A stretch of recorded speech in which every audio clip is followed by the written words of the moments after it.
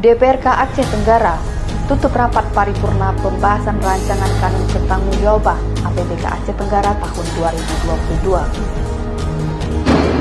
Setelah melalui pembahasan selama 1 bulan penuh, hari ini Kamis 24 Agustus 2023, rapat paripurna rancangan kanun pertanggungjawaban APBK Aceh Tenggara tahun 2022 selesai dan resmi ditutup. Hadir mewakili penjabat Bupati Aceh Tenggara, PLT Sekretaris Daerah Hisrizal ST, dalam sambutannya menyampaikan, laporan pertanggungjawaban APBK merupakan penyediaan informasi tentang sumber, alokasi, dan penggunaan sumber daya keuangan.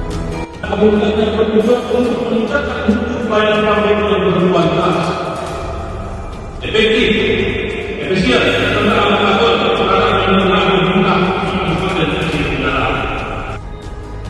Kedepannya,